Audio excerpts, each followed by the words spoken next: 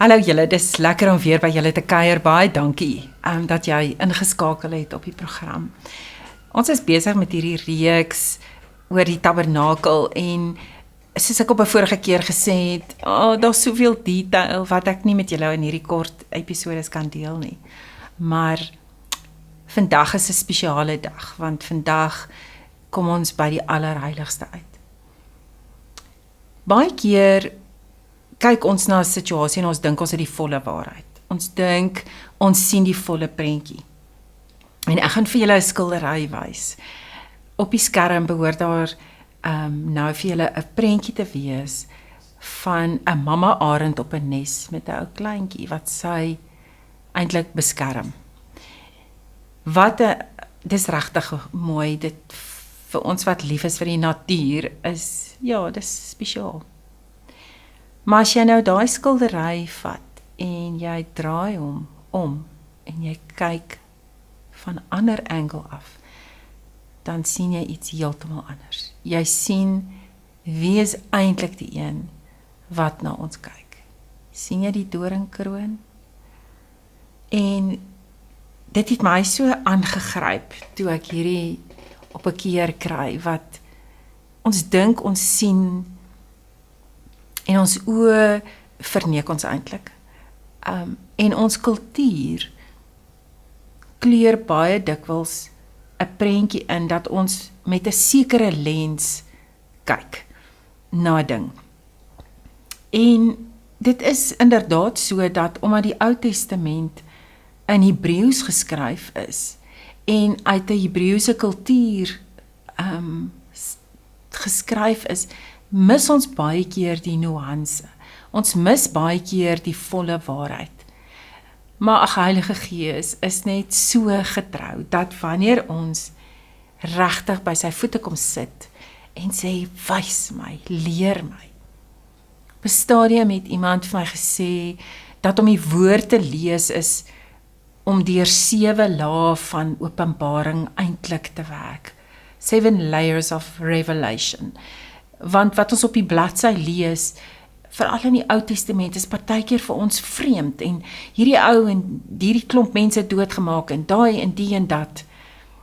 En dan as baie keer, dan as ons 'n bietjie stil sit, dan sien ons, hier het dit gebeur, en so kom die pastoor of die dominee en hy kom maak nog 'n laagie oop.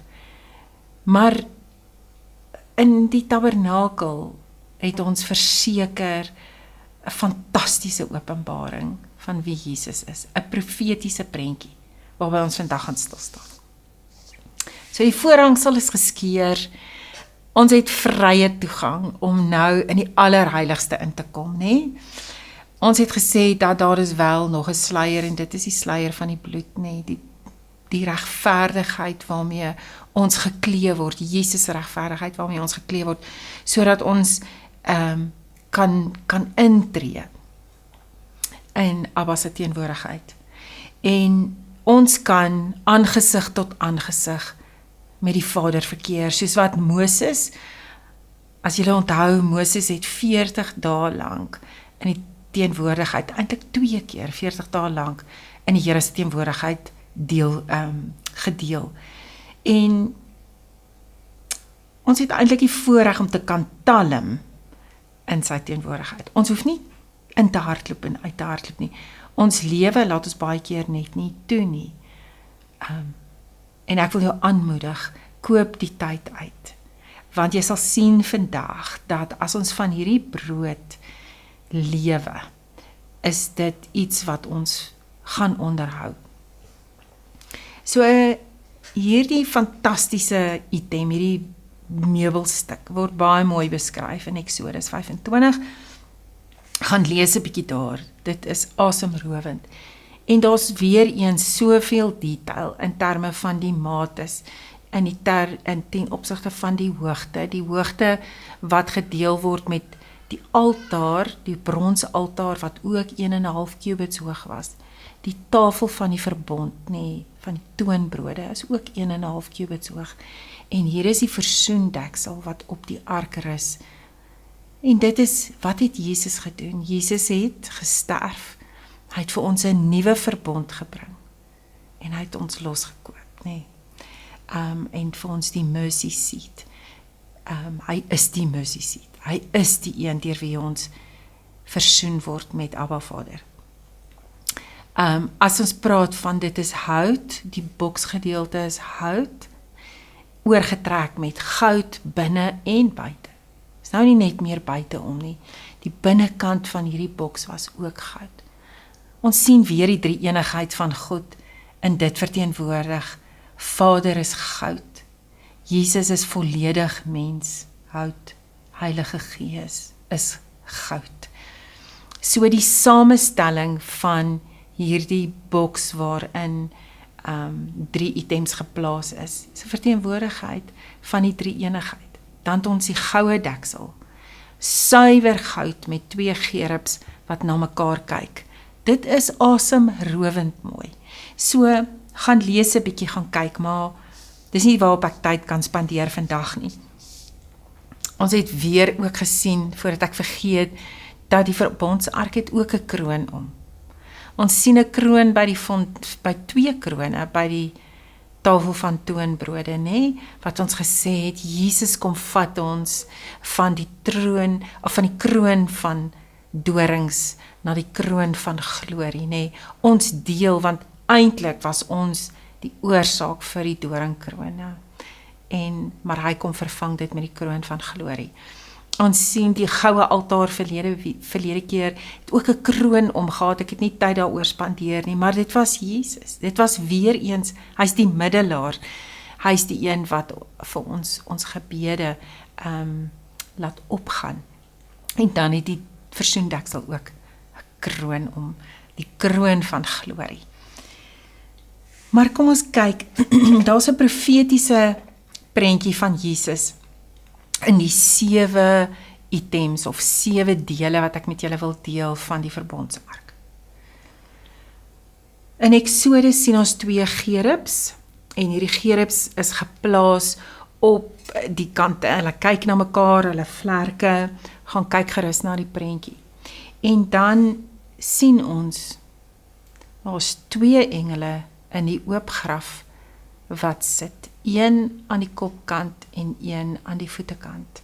Ons lees daarvan in Johannes 20 vers 14. So die mercy seat, soos wat hy op die ark was, is amper gerepliseer in die tuingraf, in die oop graf. Met die dag van versoening, wat ons lees in die Ou Testament in Levitikus 16 vers 14, het die priester dan die bloed geneem, en daar was baie wat rondom die ark, en die bloed wat gesprinkel word. 2 gerubs, en tussen hierdie 2 gerubs is die bloed gesprinkel. As ons kyk na die oop graf, tussen die 2 engele, was die bloedlappe, waarop Jesus se liggaam was. Die bloed wat Jesus vir my en jou gestort het om versoening te bring. So julle, Hebreërs 10 vers 19 tot 20, en ek gaan dit vir julle lees in die Passion Translation, want dit sê dit net so ongelooflik mooi. And now we are brothers and sisters in God's family, because of the blood of Jesus. Ons is broers en susters. Ons is deel van God se familie. And he welcomes us to come into the most holy sanctuary. Ons kan ingaan in die allerheiligste, in die hemelse realm, nee, die heavenly realm. Boldly and without hesitation. Ons hoef nie te wonder of mag nie. Ons hoef nie stilletjies te klop nie. Hy sê, come boldly, without hesitation. Kom druk in, kom wees deel. Hy sê, for he has dedicated a new life-giving way for us to approach God. Jesus het klaar die weg gemaak. Hy het gesê, ek is die weg, die waarheid en die lewe. Deur hom kom ons na die Vader. For just as the veil was torn in two, so Jesus' body was torn to give us free and fresh access to him. Is dit nie net die mooiste vers nie. Gaan lees Hebreërs 10 vers 19 tot 20 en gaan kyk na verskillende vertalings. Binne in die ark was die goue pot, 'n goue pot met manna. Nou vir 40 jaar lank het die Here elke dag manna voorsien. Elke dag kon hulle gaan manna optel en brode bak daarvan. Nou, daar was 'n opdrag dat Aaron van hierdie manna opgetel het, in 'n goue pot gesit het en dit binne in die ark geplaas het.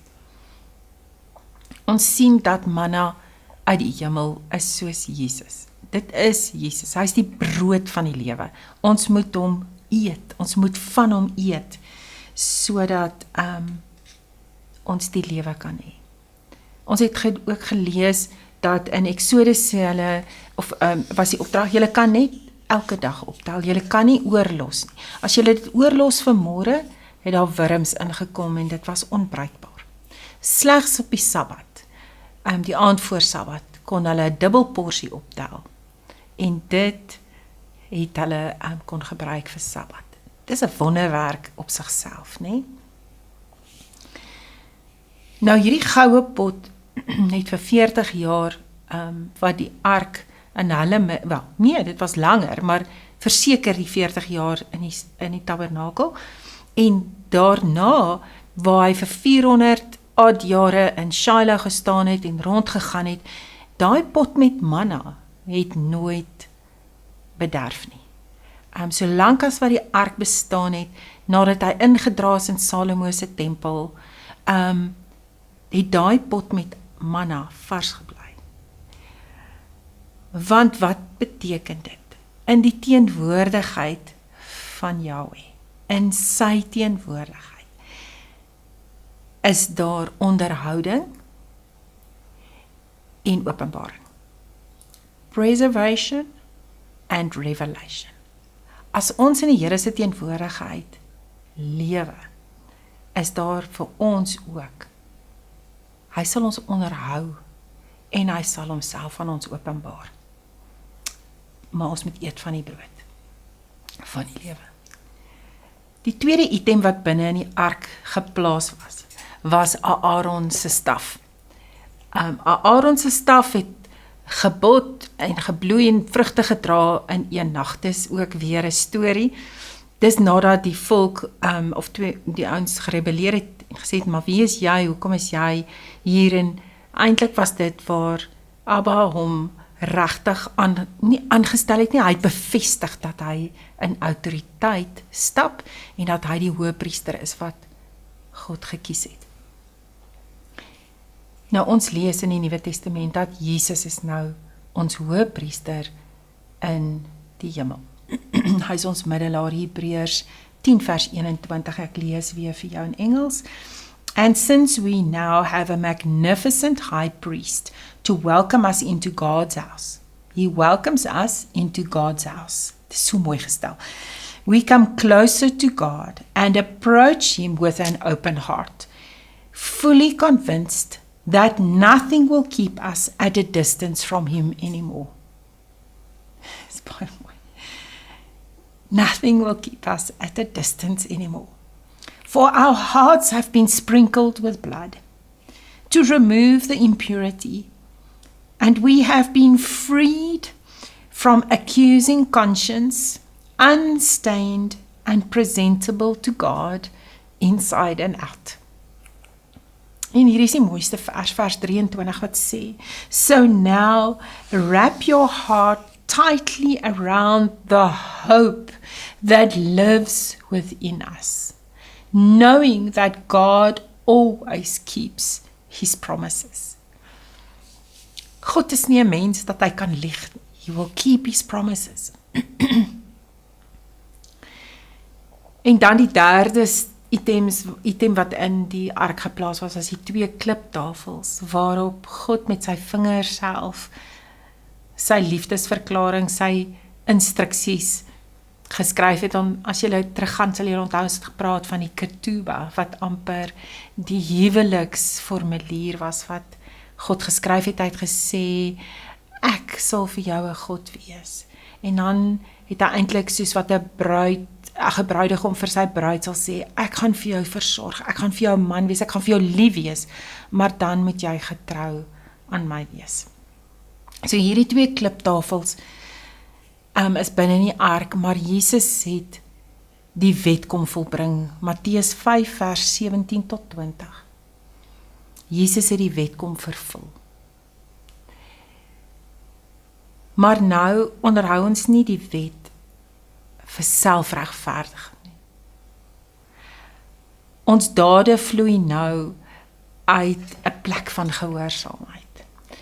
Ons dade vloei uit 'n plek van transformasie. Ons doen nou die dinge nie omdat ons plekkie in die hemel wil verdien nie, of ons plekkie in Jesus, in God se teenwoordigheid nie, maar deur Jesus word ons ligdraers. Jesus het vir ons gesê in Matteus 28 vers 19, die groot kommissie. Now wherever you go, make disciples of all nations.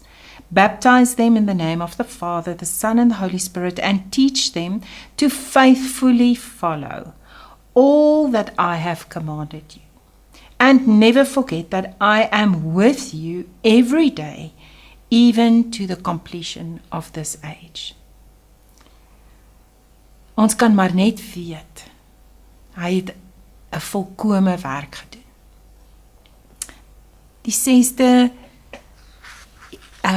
profetiese beeld wat ek vir jou wil wys van hoe Jesus uit die verbondsark 'n prentjie vir ons is. Die mercy seat, die versoendeksel, het eintlik Jesus, ek wil amper sê, sy getuienis verbloem, né? Dit was nie so duidelik nie. Maar toe Jesus kom, het sy dood en opstanding God vir ons geopenbaar en die genade wat God vir ons almal het. In Afrikaans is mercy en genade dieselfde, mercy en grace, dieselfde woord, dit word as genade vertaal. Maar daar's 'n baie spesifieke verskil tussen die twee. Mercy, oh God, have mercy on me, né? Here, wees my genadig, wees my sondaar genadig. Dan beteken dit dat ons nie ontvang wat ons verdien nie. Ons ontvang nie die straf wat die dood bring nie. Ons ontvang nie die dood nie. We deserve death, but mercy allows us not to receive it. En grace, die Here se genade, is wanneer ons ontvang dit wat ons nie verdien nie. Daai stuk genade wat vir ons lewe gee, wanneer ons eintlik die dood verdien. Is dit nie net regtig hartsaangrypend nie? Dis wat Jesus vir ons kom doen het. Daai mercy and grace het hy vir ons kom wys op die mercy seat, daai versoening wat hy gebring het. In Exodus, die laaste punt wat ek daar wil maak, sê Yahweh vir Moses, I will meet you there. En dan praat hy van die mercy seat. Hy sê, tussen die twee engele, tussen die twee cherubs, between the two cherubs, I will meet you there. Dis waar Jesus vir ons 'n plek gemaak het, waar Vader ons kan ontmoet. Jesus is geklee in geregtigheid, en daarom word ons geklee, en daarom kan ons na die hartskamer toe gaan, ons kan vertoef in intiem verkeer, want God ontmoet ons in Jesus se graf. Dis vir Abba Vader, hy sê, I will meet you there. Ons gaan nooit weer honger en dors word as ons eet en drink in sy teenwoordigheid nie. Die Here sê in Jeremia 1 vers 5, ek het jou geken, en ek het jou geken nog voordat ek jou gevorm het. Ek het jou geroep, en jou aangestel nog voordat jy gebore is. Ons is nie random nie. Die Here het ons geken voor die tyd. Hy het ons gevorm, hy het ons aangestel voordat ons gebore is. Sodat ons met die nasies kan praat, sodat ons sy lig kan dra.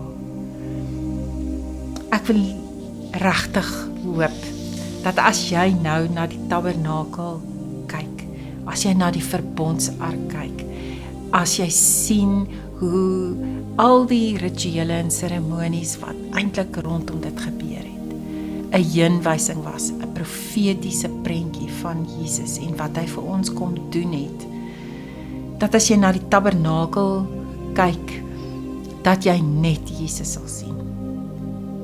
En dat jy sal weet, hy het sy lewe vir jou gegee, omdat jy kosbaar is. En omdat hy jou geken het en geweet het, maar ons het die keuse om te maak, om Jesus te kies, sodat ons ewig saam met hom kan wees. Mag dit met jou goed gaan, en mag jy tyd spandeer in sy teenwoordigheid, en van die brood van die lewe elke dag eet, en dat sy lig vir jou jou pad sal aanwys, sodat jy hom kan volg met 'n oop hart. Wees geseënd. Tot 'n volgende keer.